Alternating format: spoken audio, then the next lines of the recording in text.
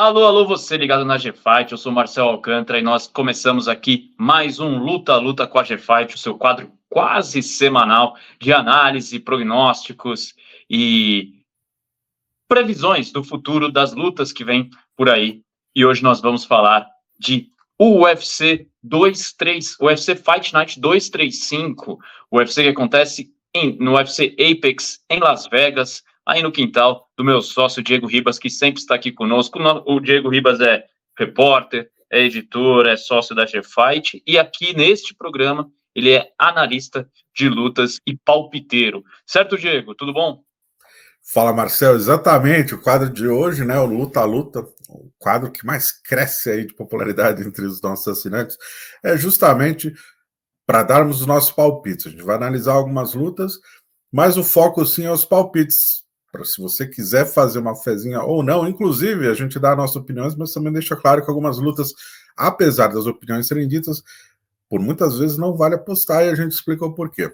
Vamos que vamos.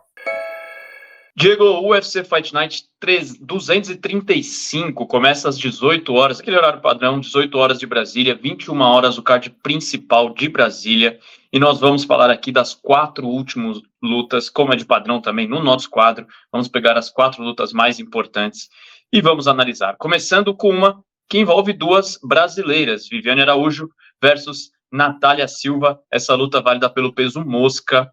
A Vivi Araújo, que tem 12 vitórias, 5 derrotas na carreira, 37 anos, natural de Ceilândia, no Distrito Federal. A vida não é como a Disneylândia, Diego. Você conhece capítulo 4, versículo 3 de Racionais MC? Capítulo 4, versículo 3, Sobrevivendo no Inferno, clássico. Um dos maiores álbuns da história do Brasil. Sem sombra de dúvidas, já foi um show do Racionais espetacular. Enfim, ela é de Ceilândia, número 7 do ranking. Nas últimas 5 lutas, 3 derrotas. Vem de vitória diante da Jennifer Maia. A Natália Silva tem 16 vitórias, 5 derrotas e um empate. 26 anos, bem mais nova. Mineira, número 9 do ranking. 4 lutas no UFC e 4 vitórias. Diego, a gente pode ver aí que o momento, claro, é favorável à Natália, né? Como é que você analisa essa luta? Sim, tem um hype muito grande em cima dela. Curiosamente, a Natália faz aniversário no dia da luta, dia 3 de fevereiro, nesse sábado, 27 anos, tem uma diferença de 10 anos, né? A Natália está invicta no UFC. Bom, os estilos são bem diferentes. A Natália tem um background do Taekwondo, né? Ela chuta muito, muito bem, quadril solto, chute baixo, e ela...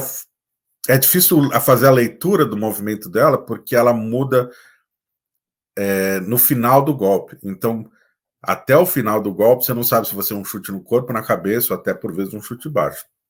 Isso confunde muito as adversárias. Chute rodado também, já nocauteou uma adversária aqui no Apex. E é curioso porque ela fez 4 lutas no UFC, 2 vitórias por nocaute, as 2 foram no Apex, onde o cage é menor. Em teoria, pelo estilo dela, pela movimentação dela, o cage maior facilitaria. Ela trabalha muito bem, muito confortável da meia para longa distância. Cara, a Vivi é mais experiente, ela começa muito bem a luta, né, fisicamente falando. Por muitas vezes ela cai de rendimento um pouco a partir do segundo. A gente não viu isso acontecer na última luta, né, contra a Jennifer Maia. Ela fez uma performance, e a Jennifer já lutou pelo cinturão. Ela fez uma performance muito inteligente, muito estratégica. Seguiu a risca ali, se mostrou muito forte no clinch. E é curioso porque você falou das últimas 5 lutas, foram 3 derrotas, né? Exatamente. Uma foi para Amanda Ribas, de fato ela foi dominada pela Amanda Ribas aqui em Vegas também. Uma foi para Alexa Grasso, atual campeã, que foi bem parelha. Há quem diga que a Vivi venceu. E também teve uma derrota ali em Houston, foi quando o Charles ganhou o cinturão, foi para Caitlin Chukagan. E teve a discussão se a Caitlin bateu ou não, também foi bem apertada a luta. Enfim, as derrotas dela não são bem parelhas também. Ela sempre entrega um desafio muito grande para os adversários. Dito tudo isso, Marcelo, tem o lance da experiência me pega um pouco, porque a Natália ela controla muito bem a distância e controla muito bem a luta.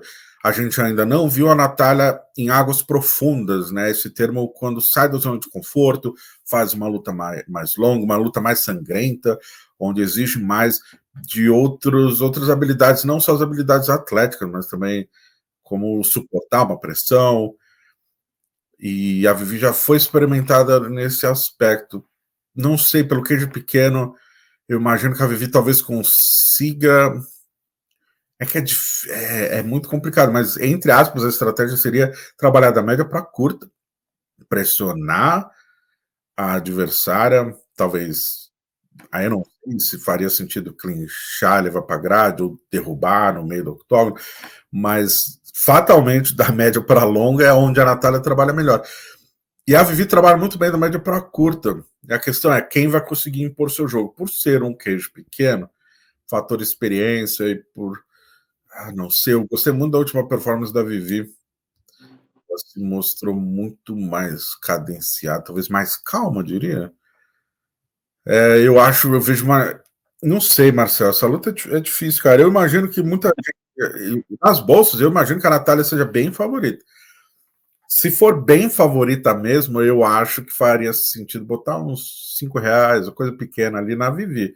Porque eu acho que a Vivi tem uma boa chance de vencer essa luta. Palpite interessante de Diego Ribas, já já vou falar das odds, mas antes eu gostaria de convidar vocês para, claro, dar o like aqui, se inscrever, a gente está aí próximo de bater 53 mil inscritos e a nossa meta até o fim do ano é 100 mil, então estamos percorrendo atrás disso. Divulguem o nosso conteúdo para a gente chegar lá. Diego, palpite interessante por quê? Porque nas casas de aposta, a Vivi é claramente azarão. A Natália, que é a favorita, 1,22 paga-se a cada real apostado para a vitória da Natália, enquanto paga-se 4,50 a cada real apostado para a Vivi. Então aí, né, o Diego já deu a letra. Se você acha que faz sentido o que o Diego falou, e como existe uma disparidade boa aí de odds para as duas, talvez faça sentido apostar na Vivi. Se você apostaria na Vivi vencendo, de repente, por pontos, Diego? Decisão. Por decisão, paga-se 5,50. Não é uma diferença tão grande. Então, aqui vai uma diferença tão grande para a vitória dela apenas, né? Então, aqui vai um palpite meu. Se você acha que a Vivi vai vencer, ou se faz sentido para você a análise do Diego, seria melhor só apostar na vitória, já que 5,50 para 4,50, a diferença não é tão grande assim, né, Diego? Exatamente. Lembrando que não é só imaginar ou fazer análise de quem venceria, saber se vale ou não apostar, né? E, bom, se você acha que a Natália de fato é a favorita para vencer essa luta, talvez por pagar tão pouco, talvez nem vale a pena fazer essa fezinha, não sei, aí vai. O dinheiro é seu, meu amigo, lembre-se, aposte com o seu dinheiro, não com o dinheiro da sua mãe, e não deixe de pagar contas para apostar, hein? É o dinheirinho que está sobrando. Exatamente, paga o celular para poder depois ter acesso aos nossos vídeos. Vamos seguir em frente com Randy Brown versus Muslim Salikov. O Randy Brown tem 17 vitórias, 5 derrotas, 33 anos, lutando pela Jamaica. Uma derrota nas últimas 6 lutas, um bom momento para o Randy Brown. O Salikov tem 19 vitórias e 4 derrotas, 39 anos, Diego. Interminável, da Rússia, do Daguestão, mais um russo do Daguestão, 13 das 19 vitórias por nocaute e 2 derrotas nas últimas 3 lutas. E aí, Diego? O Randy Brown nasceu nos Estados Unidos, né? Mas acho que o pai dele é jamaicano, ele também representa a Jamaica. Nosso querido, já falamos de Racionais, falar de Bob Marley agora também, lenda. Já tive a oportunidade de ir para Kingston, várias referências aí, o Bob Marley. Fera braba aí, quem não conhece o maior nome da história do reggae aí, recomendo. Várias correr atrás, né? Se não conhece o Bob Marley, tem que correr atrás. Tem que correr atrás. Várias músicas incríveis. Dito isso, Marcel, vamos lá. O Salikov já foi campeão olímpico de wrestling. Que ano foi Pequim agora, hein, Marcel? Me ajuda. Pequim 2008, né? 8, é. Londres 2012? Tá, então eu acho que ele foi acho que foi Pequim 2008, ou seja, faz um tempo. Como você bem mencionou, quase 40 anos. A gente não viu o ápice da forma física, o prime do atleta. Isso é curioso também. O Romero, né? O Yoel Romero, Ele foi vice-campeão olímpico em 2000, aí 2004 também fez um ano muito bom. Quando ele migrou para MMA, talvez... E o Romero foi muito longe, né? Disputou o cinturão interino do UFC contra o Luke Rockhold, o cinturão contra o Robert Whittaker. Brabo, brabo. Só que talvez essa diferença aí, o time, né? O Charles do Bronx fala muito do time. Talvez o time da transição não tenha sido o ideal para a gente ver o real potencial desses atletas. E o Salikov, na minha opinião, é um exemplo disso. Extremamente duro, já venceu alguns nomes interessantes da categoria, mas vem de 2 derrotas nas suas últimas 3 lutas. O Randy Brown, acho que nas últimas 5 ou 6, perdeu apenas uma, né? E tem se mostrado um lutador cada vez evoluindo mais no seu QI de luta. Há quem não goste, diga que ele se tornou um lutador mais pragmático, menos agressivo, talvez, ou menos... que brilhe menos aos olhos do público. Eu já discordo um pouco, acho que quanto maior o nível da competição, a luta tem que ser mais inteligente, de fato. E por isso eu vejo o Randy Brown com mais armas, um arsenal maior, ele é mais completo do que o Salikov. E imagino que a gente possa ver essa diferença nos 15 minutos. Primeiro round equilibrado, e que no decorrer da luta... ele mostre sua melhor leitura do MMA moderno, cara. Eu acho que a vitória por pontos aí, talvez até no final ali do terceiro assalto, a gente possa ver como essa luta terminando pela via rápida, mas eu imagino um domínio aí do Randy Brown. Assim como as casas de apostas que apontam o Randy Brown como favorito, 1,40 a cada real apostado pro americano jamaicano e 3,3 a cada real apostado, 3,00 a cada real apostado para o Salikov. Favoritismo do Randy Brown, se for até o final e o Randy Brown vencer por decisão, paga-se 2,30 a cada real apostado. Certo, Diego? Vamos seguindo em frente para mais um brasileiro? Vamos que vamos. Um brasileiro que quer dinheiro, né? Renato wants money. Renato Moicano, ele enfrenta o Drew Dober, Moicano que tem 17 vitórias, 5 derrotas e 1 empate na sua carreira, 34 anos, natural de Brasília, número 13 da categoria, 17 vitórias, das 17 vitórias, 10 foram por finalização e 7 por decisão, nunca venceu por nocaute. Não luta desde novembro de 2022, Diego. E o Duber tem 27 vitórias, 12 derrotas, 35 anos, norte-americano, 15 do ranking. Das 27 vitórias, 14 por nocaute, e venceu o Rick Blin em outubro de 2023. Então aí a gente está vendo um atleta que não luta há bastante tempo, como o Moicano, contra um que lutou em outubro passado, e um nocauteador, como o americano, contra um finalizador, como o Moicano. O que você acha que acontece nessa luta, Diego? O Drew Dober é de fato um nocauteador, canhoto, bate muito pesado, tem um centro de gravidade menor ali, costuma caminhar mais para frente. O Moicano é longo, né? Ele tem uma envergadura muito boa para essa categoria. O Moicano que hoje luta de 7-0, mas já lutou de 6-6. Tem um jab muito preciso, troca muito bem, na verdade, cara. Às vezes que ele... Teve aquela luta em Brasília, lembra? A primeira luta que sem plateia por causa da pandemia.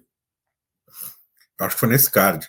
Que ele deu um knockdown no cara, bum, falar, e estrangulou em, sei lá, 40 segundos. Aí ele tava tão adrenalizado que ele ainda deu um esporro no cara. Por que você desistiu? O cara falou, não bate em mim então que eu não desisto. Vamos ficar aqui de boa. Cara, bacana demais, cara. Tem entrevista com ele no canal aqui, tem com as meninas também. Moicano, cara, ele é mais completo que o Drew Dober, sem dúvida alguma. É mais habilidoso. Tá na parte em pé mesmo. O jogo de perna, ele varia muito, chuta bem, clincha, derruba, tem a finalização. Ele é um lutador completo. O Dober tem essa patada, né? E o fato de ser canhoto, ainda mais um queijo pequeno, cercou, bom, uma mão pode acabar com a luta. E aí tem um fator que é... O Moicano teve uma lesão no passado, por isso ele não lutou esse tempo afastado, talvez impacte um pouco no ritmo de luta, principalmente no começo da luta, né? Que é justamente onde o Drew Dober é mais forte, ele começa forte. Mas eu vejo o Moicano favorito, sim. Eu vejo o Moicano mais lutador, com mais habilidades, muito experiente. Pô, eu sempre faço uma resenha com o Moicano antes, depois da entrevista. Cara, eu conheço o Moicano, eu conheci o Moicano em 2011. 2011, a primeira luta dele que eu cobri no Jungle Fight ainda, contra o Iliard. Já depois cobri luta do Moicano em Porto Alegre, no Jungle Fight também, quando ele lutou no Chotô, foi pro Jungle. Acompanhei a carreira dele basicamente inteira no MMA. E ele tem sempre uma evolução constante, dentro e fora do octógono. Sempre trabalhando como aprimorar, como dar melhores entrevistas, aprender inglês, enfim. Cara, não fosse esse detalhe ficar fora mais de um ano, o que é ruim para um lutador, esse ritmo de combate, principalmente agora os 34 anos, né? Esse tipo de coisa começa a afetar mais o tempo de resposta, o tempo de reação do atleta conforme a idade chega. Mas, independentemente disso, eu vejo o Moicano favorito. Eu vejo uma vitória do Moicano possivelmente por pontos, cara. Diego, antes da gente falar das odds, nessas resenhas aí com ele, antes e depois da luta, ele já prepara alguma coisa para entrevista agora ou é tudo na hora mesmo, antes mana e vambora, e o que dá na telha ele fala?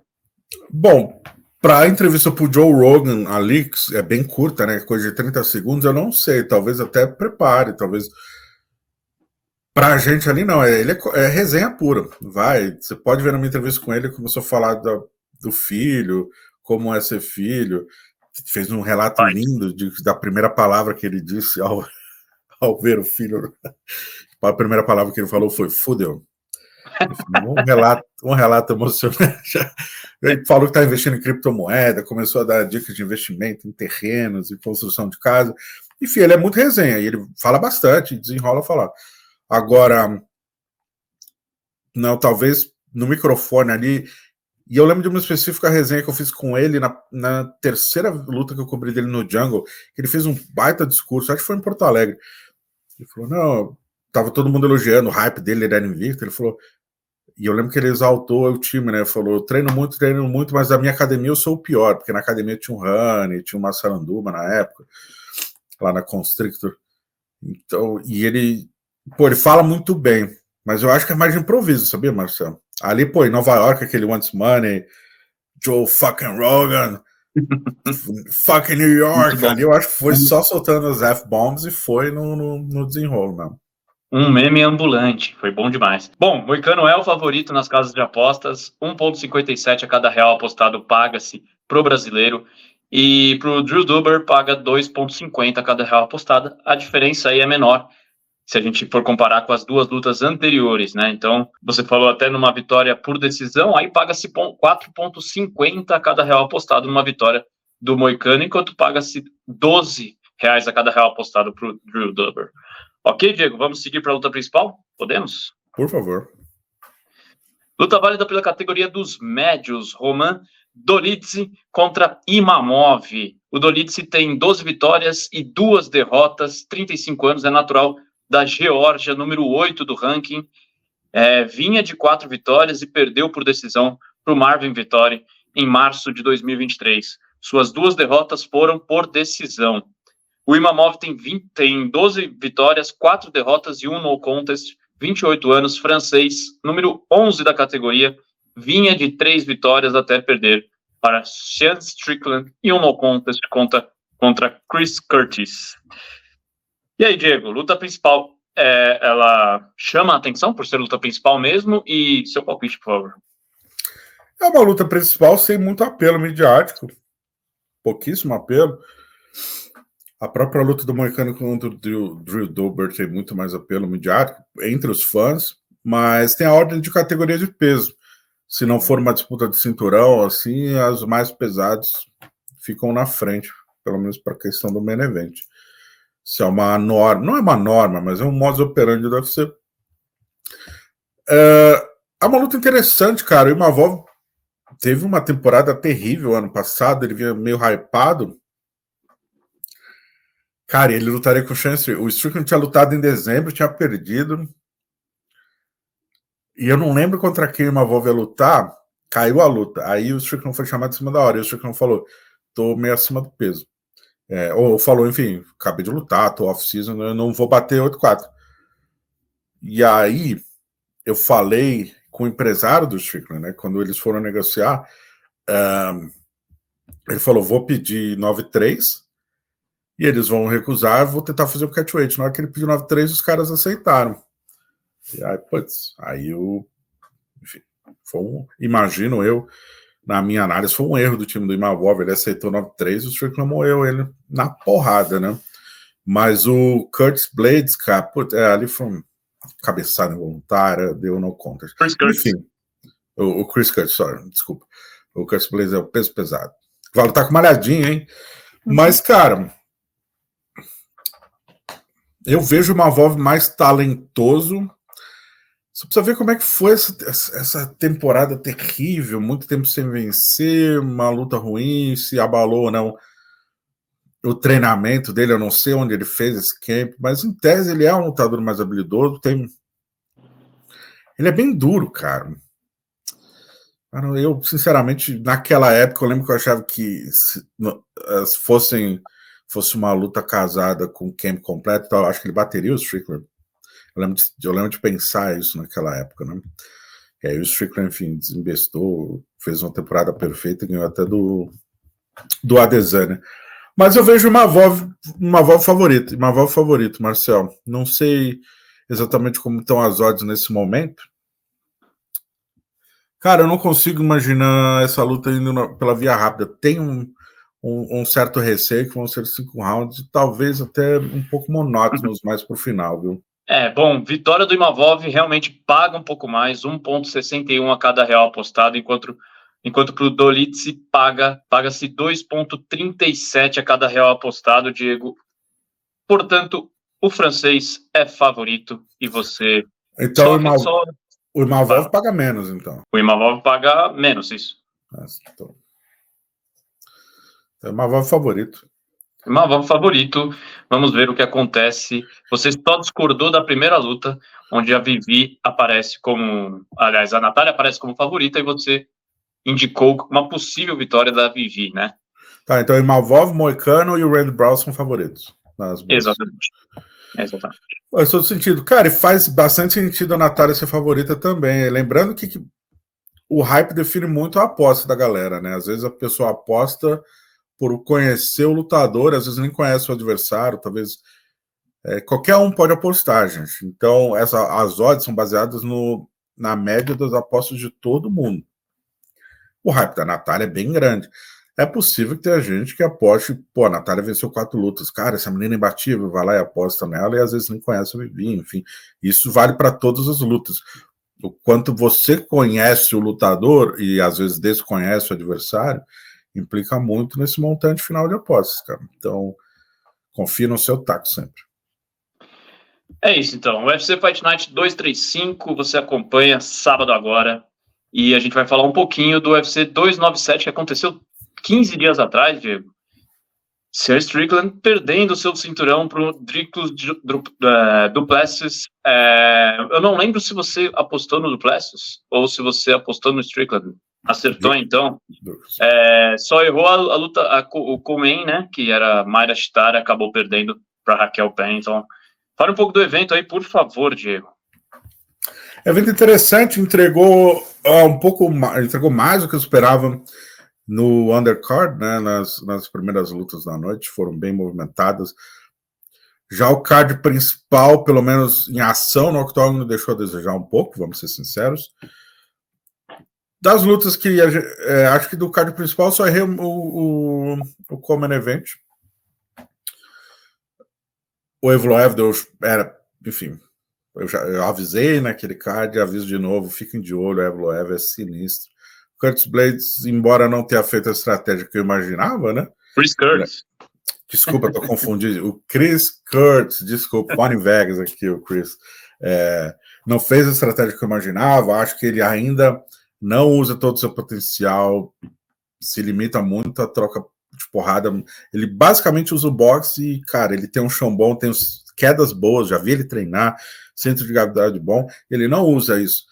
né? Baixinho com envergadura grande. Cara, ele tem o frame dele, ele ainda não utiliza na sua total potencialidade, minha opinião. Mas enfim, venceu. Ah, não, eu errei a do Malote com o Neil Magny também. Eu postei a vitória do Malone. E o Malone venceu o primeiro, venceu o segundo, estava vencendo o terceiro, e aí deu uma pane, ficou por baixo. Faltava, sei lá, 10 segundos, cara. E o Neil Magny conseguiu um TKO. Essa aí. Muito obrigado, Neil Magny. Estragou meu bolão, viu? Luta principal: o Sean Strickland contra o DDP. Muita gente disse que foi garfo. Não foi garfo, né? Foi uma luta equilibrada. Poderia ir para qualquer um. Os rounds claros, nenhum juiz errou. Então, os rounds apertados poderiam ir para qualquer um e vida que segue. O DDP venceu. Eu até marquei a vitória do DDP mesmo. Marquei o 2, 3 e 4 para ele, 1 e o 5 para o Strickland. E o Common Event. Desculpa, não, fala. Ia fechar com o Common Event, né? Eu pulei para deixar a Chitara por último. Até falei com o Parrumpinha essa semana. Entrevistei a Chitara, tá aqui no canal. Pô, lutou muito bem o primeiro assalto. Depois ela disse, né, que ela tá com uma lesão no tímpano, um soco da Raquel meio que rompeu o tímpano, e isso abala o labirinto, abala o equilíbrio, e aí a estratégia e a performance dela foi para casa do Zaralho, não teve o que fazer, né? Por isso ela insistiu no clinch. Tem uma hora no final do terceiro assalto que quando toca o gong, na hora dela levantar, ela quase cai. Ali já não tinha como performar da mesma forma. Mas enfim, e a Raquel Pennington campeã. É isso então, Diego. Difícil, né, para Maria Chitara. Das apostas que você fez, eu achava até que essa era uma das mais tranquilas de se fazer, apesar da Raquel Pennington não ser essa baba toda, né, ser uma atleta que percorre todos os 5 rounds ou 3 rounds sempre que ela luta, sempre que ela performa. E, infelizmente, não deu para o Brasil, mas teremos mais disputas de cinturão pela frente. Entre elas, a do Alex Poitin, que deve ser aqui no Rio de Janeiro. Ainda estamos no aguardo disso, né, Diego? E o Pantoja também, o que tudo indica, fará parte do UFC Rio. Mas é isso, a Chitara é nova, tem um caminho grande pela frente aí. E deve ter aprendido muito, cara. Ela estava fazendo muitas lutas no Apex e já foi para o Canadá, Common Event, disputar cinturão, ginásio gigante. Pode ter influenciado também, não sei. É tudo aprendizado, né? Na MMA você ganha, você aprende. E eu imagino que ela vai aprender bastante, vai performar melhor a partir de agora. Porque talento ela tem, né? A gente viu no primeiro round que ela, com todo respeito, ela meio que amassou ali a Raquel. Lembrei da pergunta que eu ia te fazer, se você é um daqueles que é a favor de quando a luta, falando da luta agora do Sean Strickland, quando o cara é o atual campeão, se o desafiante tem que fazer muito mais para vencer, e não, por exemplo, numa decisão dividida, de repente o título permanecer com aquele que é campeão, ou não? Não, eu não vejo sentido nisso por causa das regras, né? As regras estão escritas e publicadas pela ACB. E a regra não fala absolutamente nada sobre isso. A luta é marcada assalto a assalto. Então termina os 5 minutos, termina cada round, o juiz, os 3 jurados que sentem em posições diferentes, não tem um replay e não falam entre si, anota o valor e o comissionário já pega a papeleta. E ao final dos 5 ou os 3 assaltos, as papeletas são somadas. Então não tem... E essa é a grande questão, né? Vamos lá, uma luta de 3 assaltos. Se você ganhou 2 pela vantagem mínima e na segunda você perdeu por uma vantagem maior, às vezes fica a impressão de que venceu por uma vantagem maior, principalmente se foi o último, enfim, que venceria, ou pelos cortes no rosto. E aí, cara, corte no rosto, velho. Saint-Pierre terminava toda a luta todo ferrado. Depende da vascularização da pele, enfim, vários fatores. Obviamente que da pancada. Mas os índices ali de julgamento é dano, controle do octógono, controle das ações, quedas, performance, domínio, volume de golpes. Não tem nada sobre ser campeão, não. Por isso a resposta é não. Tá certo, Diego. Então ficamos por aqui, a gente volta semana que vem. Muito obrigado e até a próxima, Diego. Pessoal, não se esqueçam, se inscrevam, por favor, deixem seu like e a gente segue rumo aos 100 mil. Valeu, Diego. Até a próxima, galera. Valeu!